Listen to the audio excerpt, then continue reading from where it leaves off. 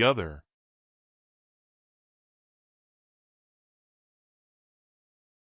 In law, the third party is a person involved in a situation in addition to the two main people involved. A third party quite often appears in cases of divorce, for example. However, all threesomes are different. And in some of them it is not always clear which of the three people actually is the third party. The two men met by arrangement in the bar of Buswell's Hotel at 11:30. "I think we'll recognize each other all right," the older man had said. "I expect she's told you what I look like." He was tall, his face pinkish-brown from the sun, his fair hair turning gray. The man he met was thinner, wearing glasses and a black winter coat, a smaller man, whose name was Lairdman. "Well, we're neither of us late," Boland said a little nervously. "Fergus Boland. How are you?" They shook hands. Boland took out his wallet. "I'll have a whiskey myself." "What'll I get you?" "Oh, just a lemonade for me, Fergus, this time of day." Boland ordered the drinks and they stood this time of day by the bar. Boland held out a packet of cigarettes. "Do you smoke?" Lairdman shook his head. He placed an elbow tightly on the bar. "Sorry about this," he said. They were alone except for the barman, who put their two glasses in front of them. Boland paid him. "I mean, I'm really sorry," Lairdman went on, "doing this to anyone." "Good luck," Boland said, raising his glass. He had softened the color of the whiskey by adding twice as much water. "You never drink this early in the day, I suppose?" he said, carefully polite. "Well, that's very sensible, I always think. I thought it might not be an occasion for drinking. I couldn't talk to you without a drink inside me, Lairdman. I'm sorry about that. You've stolen my wife from me. It's not an everyday event." "I'm sorry, it'd be better if you didn't keep saying that." Lairdman made no protest at Boland's sharpness. "The whole thing's awkward, I must confess. I didn't sleep at all last night." "You're from Dublin, she tells me," Boland said, still politely. "You're in the wood business. There's money in that, no doubt." Lairdman was offended. She described her husband as clumsy, but had added he wouldn't hurt a fly. Already, 5 minutes into the difficult meeting, Lairdman wasn't so sure. "I don't like Dublin," Boland continued. "To be honest, I never have. I'm a small-town man, but of course you'll know that." He imagined his wife telling her lover about the narrowness of his experience. She liked to tell people things, she talked a lot. "I want to thank you," Lairdman said, "for taking all this so well. Annabella has told me. I don't see that I have any choice." Lairdman's lips were very thin, his mouth a line that smiled without any obvious effort. "I wonder why he doesn't have a funny little mustache, like so many Dubliners," thought Boland. "I thought you might hit me when we met," Lairdman said. "But Annabella said you weren't like that at all." "No, I'm not. That's what I mean by taking it well. All I want to know is what your plans are." "Plans?" "I'm just asking if you're thinking of marrying her, and what your arrangements are. I mean, have you a place that's suitable for her?" "I'll have another whiskey," he said to the barman. "We were hoping that if you agree she would move into my place more or less at once. It's suitable all right, a 7-room flat on Wellington Road. But in time we'll get a house." "Thanks," Boland said to the barman, paying him. "It was my turn to pay," Lairdman protested, "just a little late." She wouldn't care for meanness, Boland thought, when it began to have an effect on her, which it would, in time. "But marriage?" Boland said. "It isn't easy, you know, to marry another man's wife in Ireland." Annabella and I would naturally like to be married one day. That's what I wanted to ask you about. How are you thinking of getting a divorce? She doesn't really know much about it. We talked about it for a long time. Thank you for that. And for suggesting we should meet. You two have given me good reasons for a divorce, Lairdman, but it's no damn use to me. A divorce will take years. It wouldn't take so long if you had an address in England. Then we could get a divorce over there. But I haven't an address in England. It's only a thought, Fergus. So she wasn't exaggerating when she said exaggerate you wanted to marry her? I don't think I've ever known Annabella exaggerate, Lairdman replied stiffly.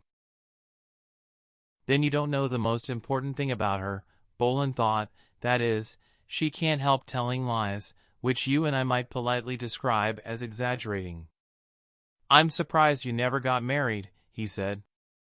He really was surprised, because in his experience self-confident little men like Lairdman very often had a good-looking woman in their life.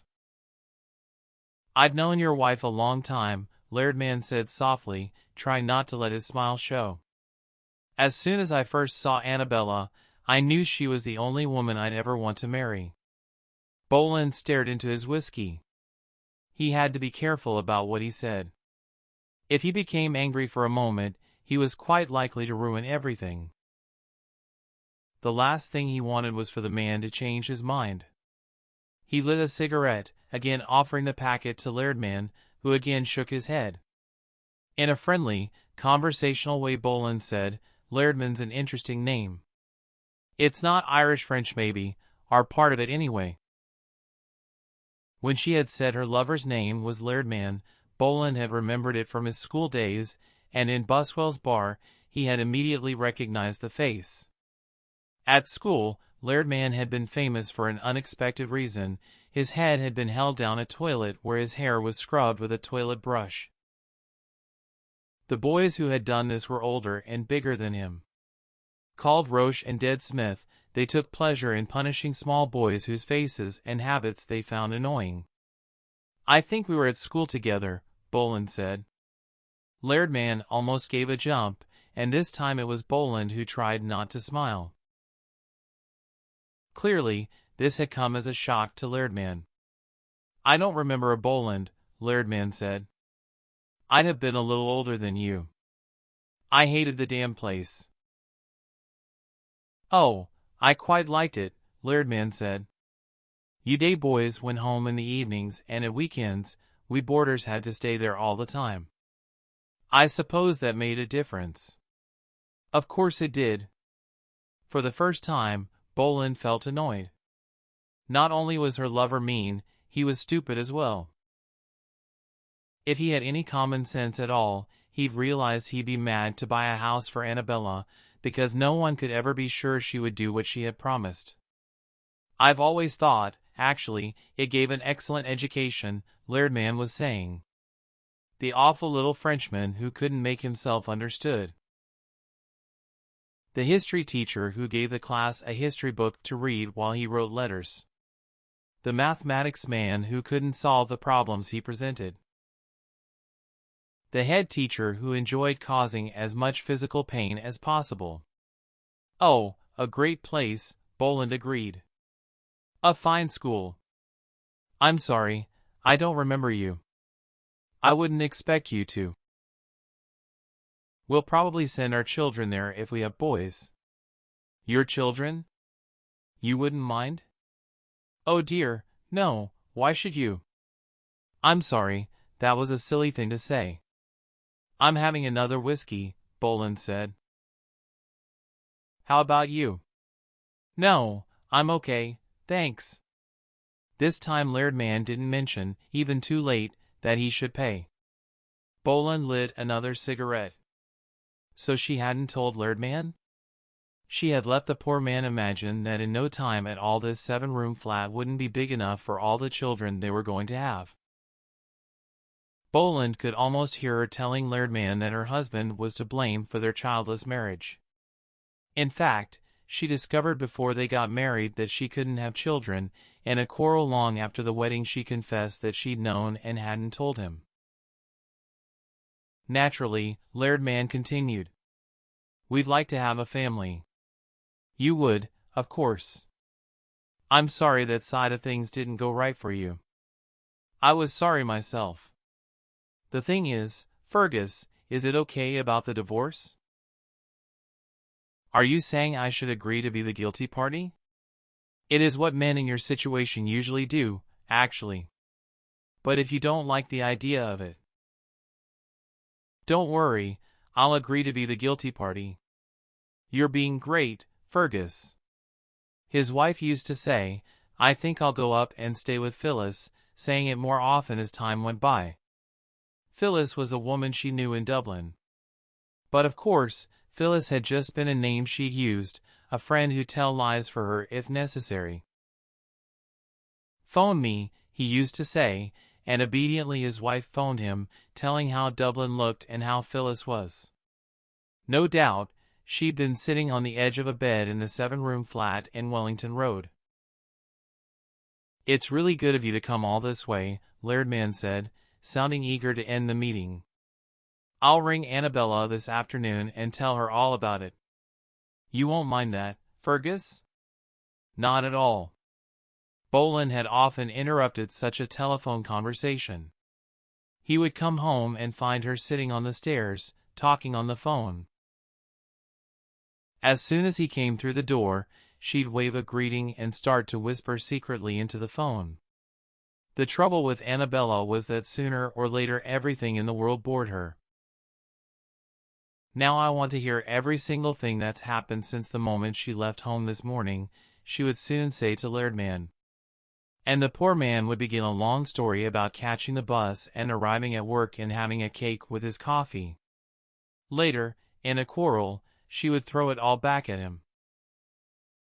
Who could possibly want to know about your damn cake? She'd scream wildly at him, her fingers spread out in the air so that her blood-red nail varnish would dry evenly. I'll be able to say, Lairdman was saying, almost proudly, that neither of us got angry. She'll be pleased about that. Boland couldn't imagine his wife being pleased, since she hardly ever was. He wondered what it was that she liked about Lairdman. When he'd asked her, she'd said her lover was amusing, that he had what she called a fantastic sense of fun. I wonder what became of Roche and Dead Smith, he said. He didn't know why he said it, why he couldn't accept that the business between them was over. He should have shaken hands with Lairdman and left it at that, perhaps saying there were no hard feelings. He would never have to see the man again. Once in a while, he would simply feel sorry for him. I don't remember either of them, said Lairdman, shaking his head. I'll say goodbye, Fergus. I'm grateful, I really am. They were the boys who had the bright idea of washing her hair in a toilet bowl. Boland had said to himself over and over again that Lairdman was welcome to her. He looked ahead to an easy life living alone. The house she had filled with her moods and her lies for the last 12 years would be as silent as a peaceful sleep. He would clear out the memories of her, because naturally she wouldn't do that herself, the old-fashioned magazines, the empty medicine bottles, the clothes she had no further use for, the curtains torn to pieces by her cats. He would cook his own meals, and Mrs. Cudlin would still come to clean every morning. Mrs. Cudlin wouldn't exactly be sorry to see her go either. I don't know why you keep going on about your school days, Lairdman said. Let me get you a real drink before you go.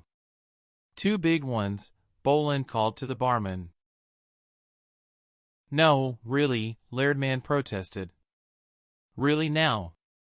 He had put on his coat a pair of black leather gloves. Oh, go on, man. We're bought in need of it. Finger by finger Lairdman took one of the gloves off again and unwillingly picked up the new glass. They drank. I only mentioned the school, Boland said, because that was the other thing that you and I shared. As I said, I think we'd maybe send the children there. You don't remember it? Boland asked. What's that? The toilet thing. Look here, Boland. I've offended you. I didn't mean that at all. Of course, you haven't offended me. It's just that I see no reason to keep going on about things like that. We'll talk of something else. Actually, I'm getting late. The second glove was pulled on again. The cup buttons were checked to see that all was well for the street. The glove was removed again when Lairdman remembered there'd have to be a handshake. Thanks for everything, he said. For the second time, Boland surprised himself by being unable to let the matter rest. You mention your children, he heard himself saying. Would these be your and Annabella's children? Lairdman's mouth dropped open and he stared at Boland. What other children are there? He asked, shaking his head in a puzzled way. She can't have children, Lairdman. Oh, now, look here, that's a medical fact. The unfortunate woman is incapable of being a mother. I think you're drunk. One whiskey after another you've had. Annabelle has told me a thing or two about you, you know. She hasn't told you about the cats she's going to bring with her. She hasn't told you she can't have children. She hasn't told you she gets so bored that her face turns white with anger. It's best not to be near her then, Lairdman. Take my advice on that. She's told me you can't stay sober. Except for occasions like this, I hardly ever drink. I drink a lot less than Annabella does, I can promise you. You've been unable to give Annabella children. She's sorry for you, she doesn't blame you. Annabella was never sorry for anyone in her life. Now look here, Boland. Look nowhere, man. I've had 12 years of the woman. I'm ready to let you take my place. But there's no need for this talk of divorce, I'm just telling you that. She'll come and live with you in your 7-room flat. She'll live in any house you like to buy, but if you wait forever, you won't find children coming along. All you'll have is 2 cats that want to bite the legs off you. You're being most unpleasant, Boland. I'm telling you the truth. You seem to have forgotten that Annabella and myself have talked about all this. She knew there'd be bitterness. Well, I understand that. I've said I'm sorry. You're a mean little wooden man, Lairdman. Your head belongs in a toilet bowl, where you're all wet when they let go of you. I'd love to have seen it, Lairdman. Will you keep your damn voice down? And stop trying to quarrel with me. I won't stand here and listen to this. I think Dead Smith went on to become a dash, I don't care what he became. Suddenly Lairdman was gone. Boland didn't even turn his head. After a moment he lit a fresh cigarette. For half an hour he remained alone, where his wife's lover had left him, thinking about his school days and Lairdman. He had lunch in the dining room of the hotel, ordering soup and fish. He imagined himself, one day in the future, entering the silence of his house.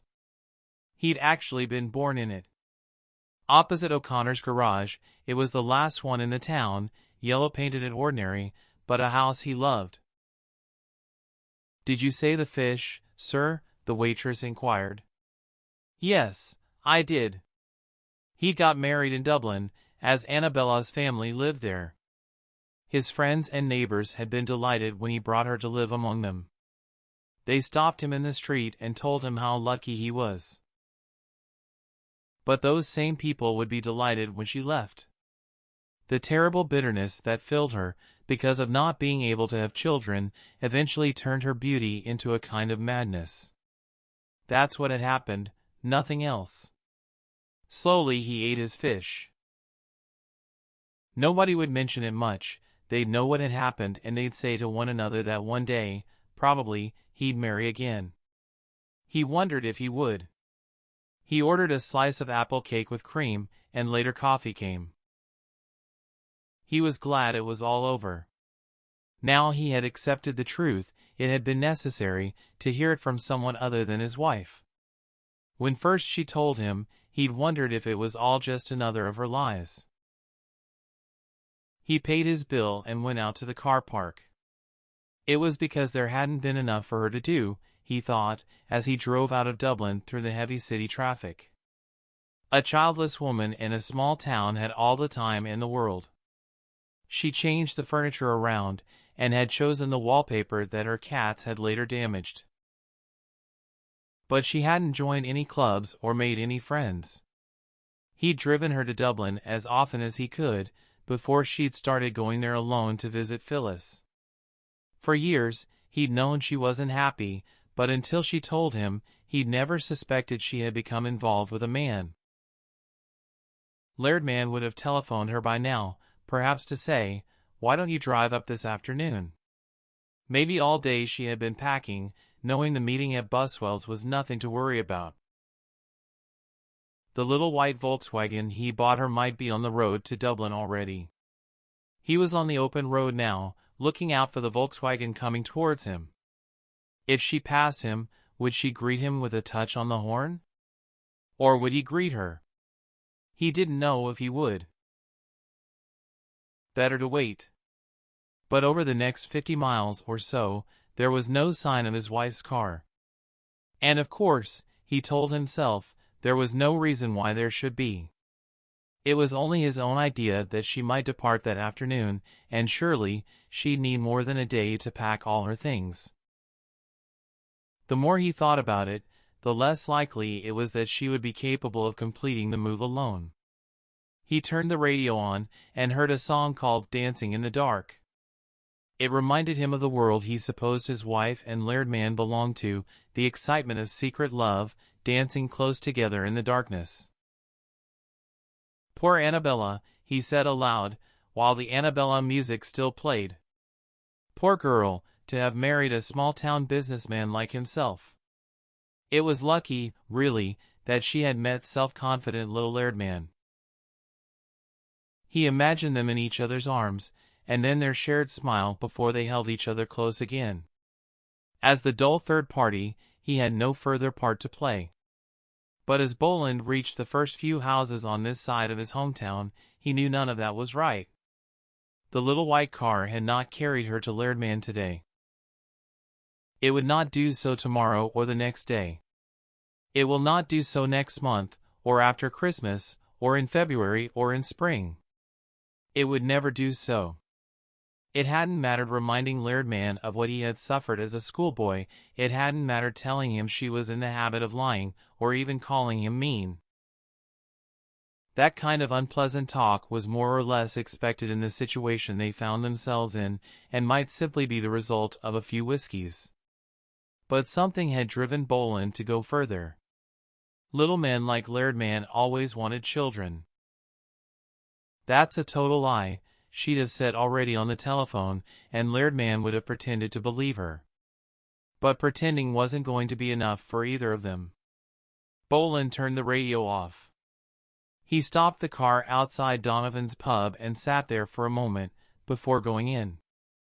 At the bar, he greeted men he knew, and stood drinking with them, listening to talk of horses and politicians. They left after a few more drinks, but Boland stayed there for a long time, wondering why he hadn't been able to let Lairdman take her from him.